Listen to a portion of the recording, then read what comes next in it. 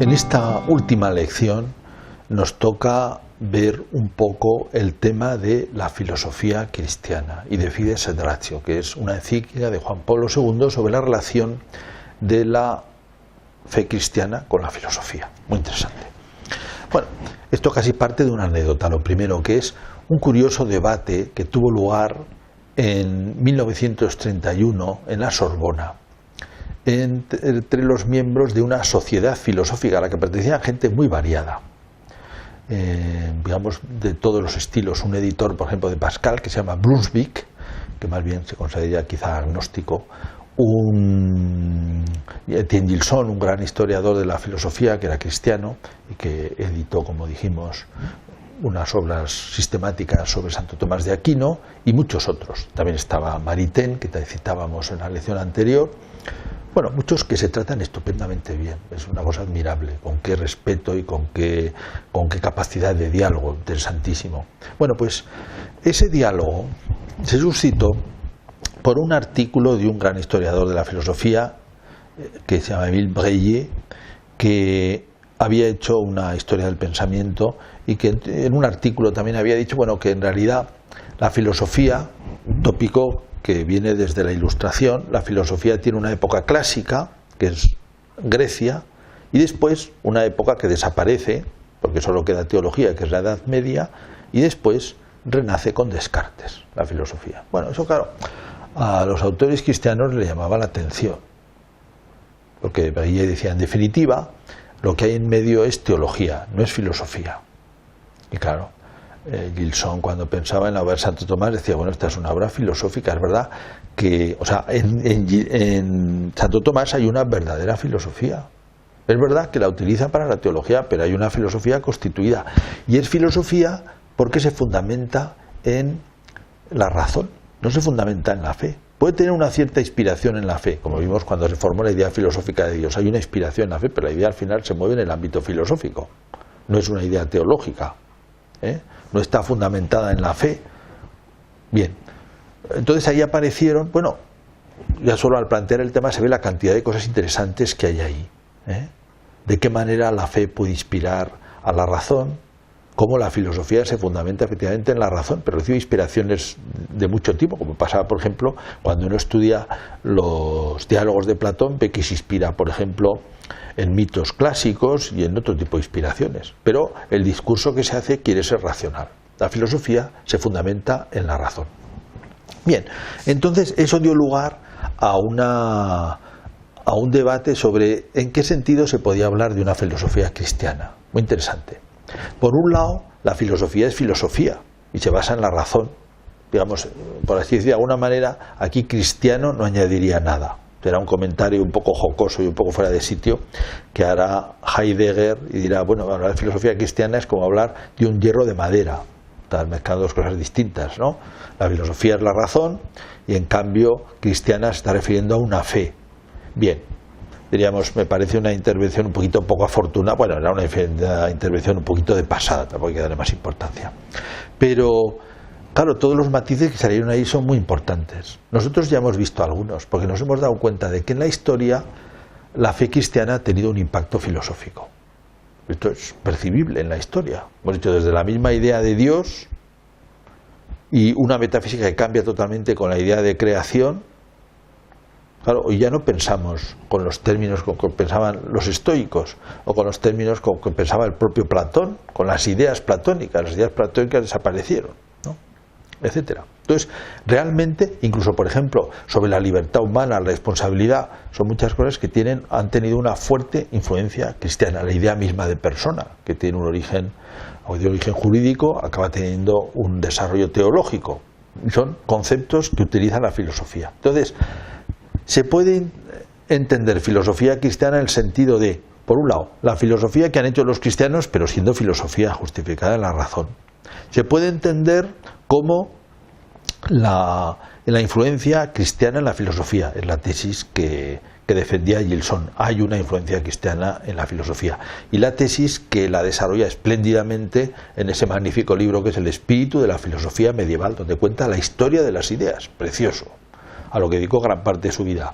Él y también otros autores que hacen una labor preciosa en los años 30, 40 del siglo pasado. Bien, el desarrollo de las ideas filosóficas, y filosofía cristiana ha sido el desarrollo de las ideas filosóficas cristianas, impacto en la filosofía.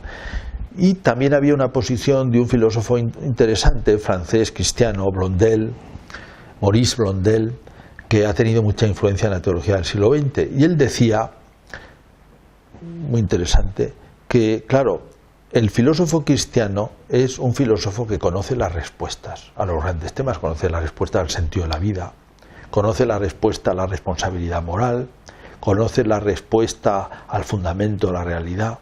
Entonces, de alguna manera puede plantear las preguntas sabiendo cómo son las respuestas, pero plantea las preguntas y los temas en el ámbito propiamente filosófico y racional. Es decir, no se basa su argumento en la fe, aunque la fe, de alguna manera así como indirecta, sí que inspira la filosofía. Bien, como se ve, este debate dio lugar a muchas ideas interesantes. Parte de ellas están recogidas precisamente en esa encíclica Fides et Ratio que publicó el Papa Juan Pablo II.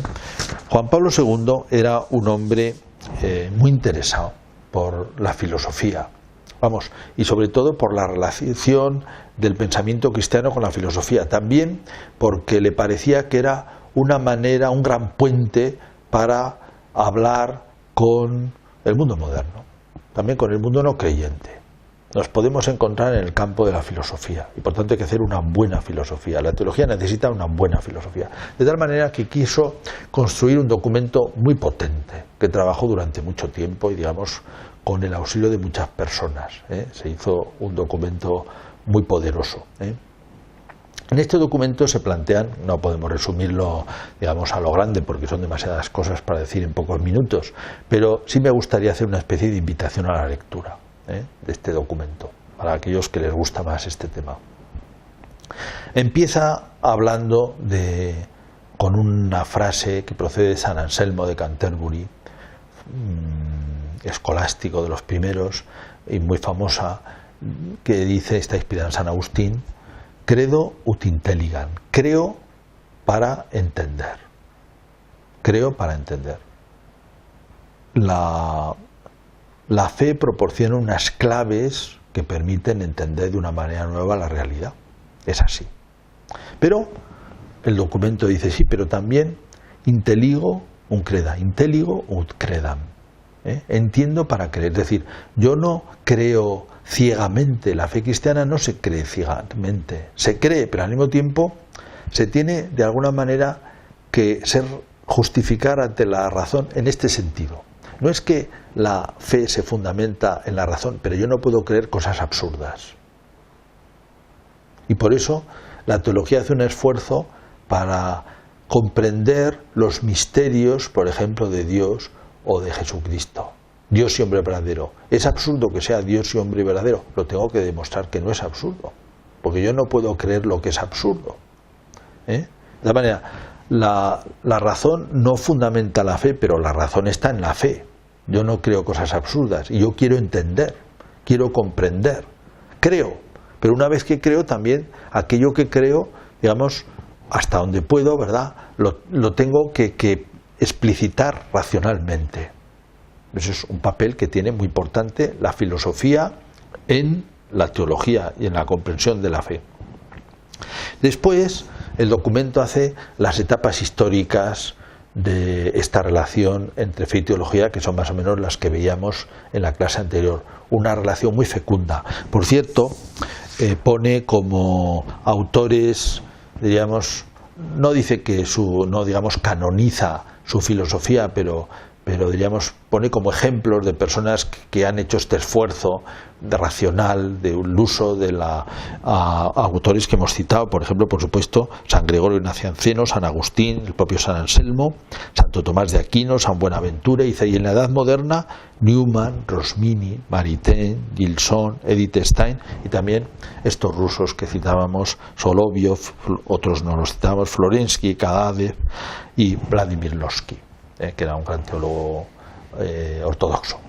Bien, por último, recuerda que dentro de esas épocas históricas hay una época de distanciamiento, que es con la modernidad, con una especie de incomprensión.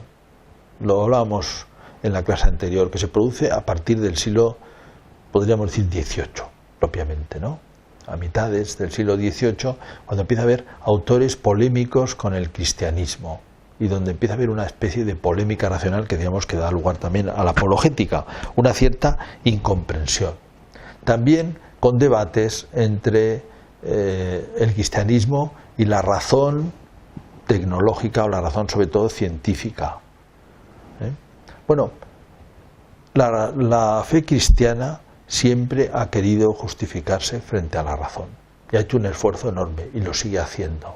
Es decir, porque piensa que no hay dos verdades y que el único creador es creador del mundo, que es para nosotros también un libro, es el que se ha revelado y del cual tenemos ese testimonio que es la Biblia, donde está nuestra fe y en el contenido de lo que mantiene la Iglesia, lo que confiesa la Iglesia. No creemos que pueda haber una especie como de oposición, no es posible, es el mismo Dios, de tal manera que racionalmente tenemos que resolver las cosas. No puede haber un enfrentamiento de la ciencia con la fe, no puede haber un enfrentamiento de la razón y la fe. Puede ser que en algún momento no comprendamos bien un tema, o en algún momento no encontremos bien la fórmula, pero ese enfrentamiento no puede darse. De manera que es una gran tarea para los cristianos, con su propia tradición, recogiendo su propia tradición, que es muy importante, manteniéndola viva, la propia tradición de pensadores que hemos mencionado, para eso también, para mantenerlos vivos, el poder, digamos, resolver las cosas, establecer diálogo. Aparte que ese diálogo supone en sí mismo una evangelización, es decir, una presencia de Jesucristo. Citábamos a Blondel, un autor francés, un filósofo francés del siglo XX, cuando decía que hoy la apologética cristiana no es como la del siglo XIX. El siglo XIX era, digamos, aclararse con los argumentos sobre Dios. Bien, eso sigue siendo interesante. Aclararse con los argumentos históricos de Jesucristo ha existido verdaderamente. Bueno, sigue siendo interesante, aunque quizás la cosa es tan evidente que no necesita tanto esfuerzo, pero aclararse con otro tipo de defensas, muy bien. Por ejemplo, de cómo se ha hecho la escritura o lo que se quiera. Son temas importantes que los tenemos que tener claros en la medida de lo posible, ¿verdad? Pero además, decía él, la gran apologética, la gran defensa cristiana es que toda persona está hecha para ser cristiano, para llegar a ser hijo de Dios. Y está, de alguna manera, eso está en su propio espíritu, está hecho para eso. De tal manera que de alguna manera eso es lo que realmente desea y lo que realmente resuelve todas sus preguntas. Y en ese sentido, explicar bien la fe es como la gran respuesta a los interrogantes humanos.